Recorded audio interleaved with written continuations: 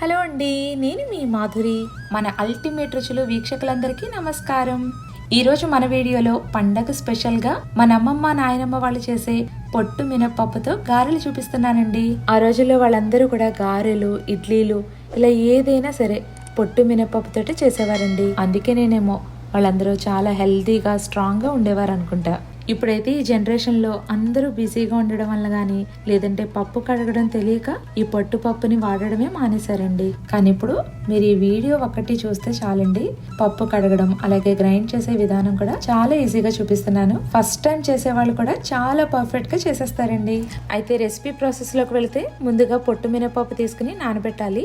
నేను ఇక్కడ 1/2 కిలో మినపప్పు తీసుకున్నానండి. ఈ 1/2 కిలో పప్పుకి సుమారుగా ఎన్ని గారెలు వేసుకోవచ్చు అన్నది కూడా వీడియో చివరిలో చెప్తాను. ఇప్పుడైతే ఈ పప్పుని 2-3 సార్లు శుభ్రంగా నీళ్లు వేసి కడిగి తీసుకోండి.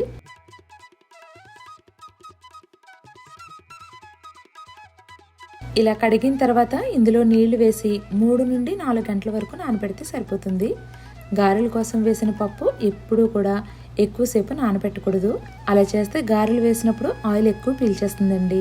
ఇప్పుడైతే ఈ పప్పుని క్లీన్ చేయడం చూపిస్తానండి. 4 గంటల తర్వాత పప్పుని చేత్తో ఈ విధంగా 2-3 సార్లు గట్టిగా నలిపి వేరే గిన్నె తీసుకుని దానిపైన జాలి గిన్నె పెట్టి ఇలా చెయ్యి అడ్డు పెట్టి నీళ్ళన్నీ కూడా వంచుతూ పొట్టంతా కూడా సెపరేట్ చేసుకోవాలి. ఇలా జాలి గిన్నెలోకి కడగడం వల్ల నీళ్లు ఎక్కువ వేస్ట్ అవ్వకుండా ఉంటాయి. అలాగే ఈ పప్పు పలుకులు ఏమన్నా పడినాయి అనుకోండి, వెంటనే కూడా సెపరేట్ చేసుకోవచ్చు. ఇంకా మీరు ఏదైనా వెడల్పుగా ఉన్న గిన్నెలో ఈ పప్పు అంతా కూడా వేసేసి కడిగితే పొట్టు తీయడానికి కూడా చాలా సులువుగా ఉంటుంది.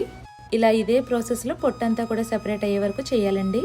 కానీ నేను ఇక్కడ గారెల కోసం చేస్తున్నాను కాబట్టి పొట్టు ఎక్కువగా తీయడం లేదు. ఇలా సగం పొట్టుతో ఉంచడం వల్ల గారెలు కూడా పైన క్రిస్పీగా గుల్లగా చాలా చాలా రుచిగా ఉంటాయండి. ఈ విధంగా నేనైతే పప్పు కడిగి తీసుకున్నాను. ఒక్కొక్కసారి మనకు మినపప్పులో రాళ్ళు, ఇసుక లాంటివి ఉంటాయి. అలాంటప్పుడు ఈ పప్పు గిన్నెలో నీళ్లు నిండుగా వేసి పైన ఉన్న నీళ్లతో నేను చూపిస్తున్న విధంగా చేత్తో ఇలా అంటూ పప్పుని వేరే గిన్నెలోకి వేసుకోవాలండి. ఇలా చేయడం వల్ల డస్ట్ ఏమైనా ఉంటే కిందకు వచ్చేస్తుంది.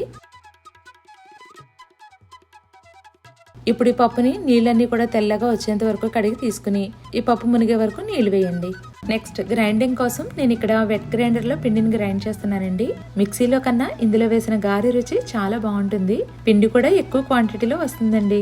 ఇప్పుడైతే ఇందులో ఉన్న నీళ్లు రాకుండా పప్పు మాత్రమే వేసి గ్రైండ్ చేసుకోవాలి. ఇందులో రుచికి సరిపడినంత కళ్ళుప్పు వేయండి.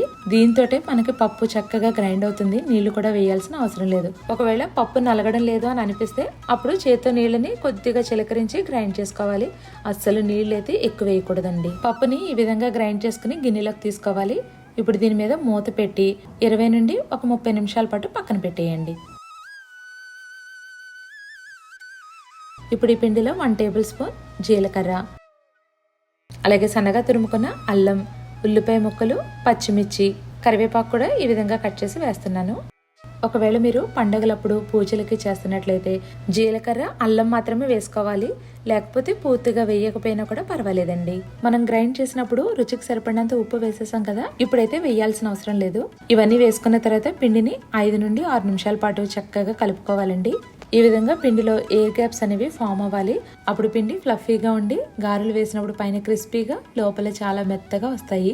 ఈ విధంగా పిండిని ఫ్లఫీగా చేసుకుంటే మనం ఇందులో బేకింగ్ సోడా కూడా వేయాల్సిన అవసరం లేదండి. చూడండి, పిండిని ఇలా కలుపుకుని తీసుకోవాలి. ఇప్పుడు ఇందులో నుంచి కొద్దిగా పిండిని తీసుకుని నీళ్ళలో వేస్తే పైకి తేలాలండి. కన్సిస్టెన్సీ అనేది ఇలా చెక్ చేసుకుని చేస్తే గారెలు చాలా బాగా కుదురుతాయి. ఇప్పుడు గారెలు వేయడానికి నీళ్లతో చేయిని ఇలా తడుపుకుని చేతికి నీళ్ళేమీ లేకుండా పిండిని ఒక పక్క నుండి తీసుకుని చేత్తో ఈ విధంగా ప్రెస్ చేసి మధ్యలో ఇలా చిన్నగా రంధ్రం చేయండి. ఇప్పుడు వీటిని పక్కన వేడిగా ఉన్న ఆయిల్లో ఫ్రై చేయడమేనండి. బిగినర్స్ కి ఇలా చేయడం కొద్దిగా కష్టమవుతుంది. సో మీరు ఏం చేస్తారంటే టీ స్ట్రైనర్ పైన వేసుకోవచ్చు, లేదంటే అరిటాకు కానీ ఆయిల్ కవర్స్ ఉంటాయి కదా, దానిపైన వేసి చేసుకోవచ్చండి. ఈ విధంగా గారెలన్నిటిని ఒక్కొక్కటిగా వేసుకుని ఫ్రై చేసుకోవాలి. ఇప్పుడు మంటని మీడియం ఫ్లేమ్లో పెట్టి స్లోగా టర్న్ చేస్తూ ఫ్రై చేసుకోవాలి. గారె వేస్తున్నప్పుడు మంటని హై ఫ్లేమ్లో ఉంచి తర్వాత ఫ్లేమ్ని మీడియం టు హై ఫ్లేమ్లోకి అడ్జస్ట్ చేసి ఫ్రై చేయండి. ఇలా క్రిస్పీగా వచ్చి గారెలు మంచి కలర్లోకి వచ్చాక ఆయిల్లో నుంచి తీసుకోవడమేనండి. ఈ విధంగానే నెక్స్ట్ బ్యాచ్ కూడా వేసి గారెలన్నిటిని ఫ్రై చేసుకోవాలండి. ఈ సైజులో గారెలు వేసుకుంటే మనం తీసుకున్న 1/2 కిలో పప్పుకి సుమారుగా 20 నుండి 22 వరకు గారెలు వేసుకోవచ్చండి. కొత్తగా పెళ్ళైన వాళ్ళకి కానీ బిగినర్స్కి ఎంత పప్పు నానబెట్టాలి అనేది తెలియకపోవచ్చండి. సో అందుకే షేర్ చేస్తున్నానండి, మీకు తెలియదని కాదు. ఇప్పుడైతే ఎప్పుడు చేసేలా రొటీన్గా కాకుండా ఈ పండగ స్పెషల్గా పొట్టు మినపప్పుతో ఇలా గారెలు చేయండి. చాలా చాలా రుచిగా ఉంటాయండి. ట్రస్ట్ మీ, ఎప్పుడు కూడా ఈ పప్పుతోటే మీరు గారెలు చేసుకుంటారు. ఇలా కొంచెం హెల్తీగా చేసుకుంటే చాలా చాలా బాగుంటుంది కదా, ఏమంటారు చెప్పండి. ఇప్పుడైతే వీడియో నచ్చితే తప్పకుండా లైక్ చేసి కొత్తగా నా ఛానల్ చూస్తున్న వారు సబ్స్క్రైబ్ చేయండి.